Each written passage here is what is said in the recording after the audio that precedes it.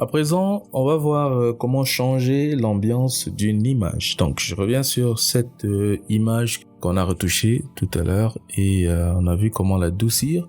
On a toujours les mêmes paramètres d'adoucissement. Voilà, on peut voir toujours ici un avant et après. Alors, j'aimerais bien changer son ambiance. On voit qu'on a un fond qui est beaucoup plus vert en arrière. C'est un très beau fond d'ailleurs. Alors ici, on a notre image avec pas mal de coloration et j'aimerais bien changer cette tendance là. Alors on a plusieurs paramètres qu'on pourrait utiliser. Moi je vais prendre ici la correspondance de couleur. La correspondance de couleur va nous permettre c'est une sorte de filtre dans lequel on a déjà des paramètres bien définis et dont on ne pourrait pas changer du tout. Voilà, on pourrait juste les appliquer et pouvoir gérer aussi les modes de fusion avec ça. Alors je pourrais venir ici par exemple et on voit directement qu'il y a quelque chose qui a changé, c'est totalement autre chose. Voilà, si je viens rouler ma souris comme ceci en descendant, je vais obtenir plusieurs éléments. Voilà, vous voyez ici que ça a totalement changé, c'est totalement autre chose, l'ambiance est totalement différente. Voilà, par ici, et voilà. Là, on est carrément sur quelque chose de très chaud. Allez. Alors ça, c'est assez appréciable. C'est artistique même. Donc après notre retouche d'ici, vous voyez, ça nous donne vraiment une ambiance totalement différente. Voilà. Si je zappe comme ceci, on peut voir au niveau du vêtement, c'est vraiment super. Voilà, on peut voir au niveau de la peau, tout y est, c'est très élégant, c'est très joli. On va continuer avec d'autres paramètres. Bon, alors ce n'est pas tous les paramètres qui vont fonctionner avec vos photos. Voilà, les paramètres prédéfinis vont varier en fonction de ce que vous pouvez avoir comme éléments sous la main. Donc sinon, voilà, on a quelques éléments comme ça, quelques réglages qui nous permettent d'obtenir des résultats assez fantastiques. Alors, si on utilise ce paramètre-là, on pourrait bien évidemment venir modifier au niveau des modes de fusion comme ça pour obtenir quelque chose encore d'un peu plus intéressant. Voilà, notamment à ce niveau-ci, on a utilisé d'abord notre paramètre de correspondance de couleur et voilà ici, je peux venir là choisir autre chose pour adapter. Alors si je viens sur superposition, je vais dire ici avant et après. On voit ce que ça donne. On a beaucoup plus de luminosité qui est encore apparue sur notre image. Voilà, parce que nous sommes allés en superposition, mais ça garde quand même les paramètres de notre premier plugin.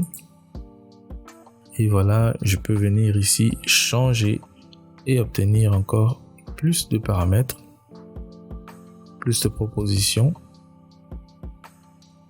Voilà. Et là où on sera satisfait, on va juste faire un arrêt et on va continuer à faire ce qu'on aimerait bien faire de plus sur notre image. Donc, je peux aussi venir jouer ici avec les opacités, comme ça. Question de réduire un peu l'effet. Alors, je viendrai ici choisir mon autre effet de tout à l'heure. Alors là, on se retrouve sur ce paramètre-là qui nous permet en fait de pouvoir modifier. Là, je vais le mettre ici à normal et je viens ici changer. Voilà, c'était ceci. Alors, si je viens modifier par ici, vous voyez, on obtient encore quelque chose d'un peu plus différent. Donc, si on va sur la superposition, ça nous fait perdre tous les éléments qui nous intéressaient à la base. Donc on va chercher un peu ailleurs. Alors je pourrais m'arrêter par ici comme ça et je vais jouer avec l'opacité.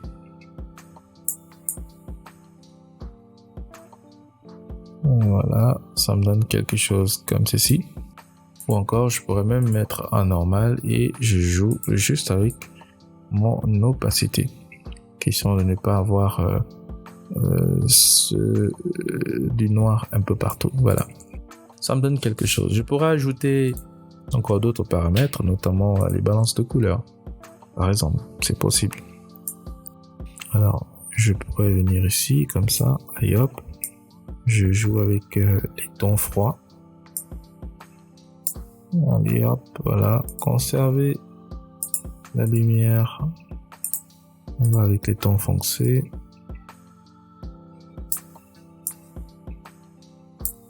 Voilà, comme ça. Et voilà, ça nous donne encore un autre aspect. Donc, on peut faire ici un avant, après, avant, après. Alors, vous voyez, on pourrait ajouter encore d'autres paramètres. Pourquoi pas, je prends la luminosité, je la déplace vers ici. Je vais réduire cette luminosité qu'on a ici sur la peau. Donc, je fais ça. Et voilà. Je joue avec le contraste, ce qui me donne un peu plus de détails. Voilà. Alors, on pourrait même peindre sur nos masques ici. Donc, je pourrais inverser. Je fais CTRL-I pour inverser. Et je vais dire là que je vais réduire à certains endroits la lumière. Comme ça.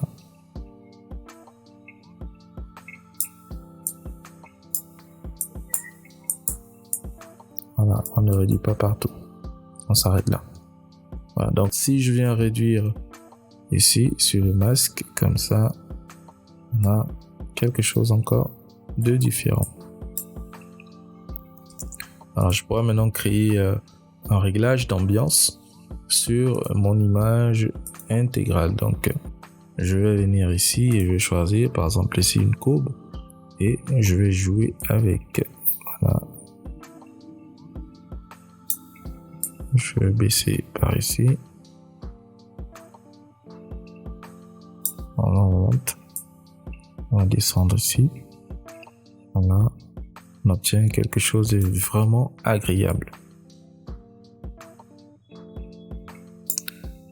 Alors, on a finalement une image qu'on a eu à retoucher grâce à plusieurs réglages. Notamment, on a la courbe, la balance de couleurs, la correspondance de couleurs, la luminosité et contraste, et aussi d'autres paramètres, notamment comme le passe-haut, le flou, voilà, et les modes de fusion.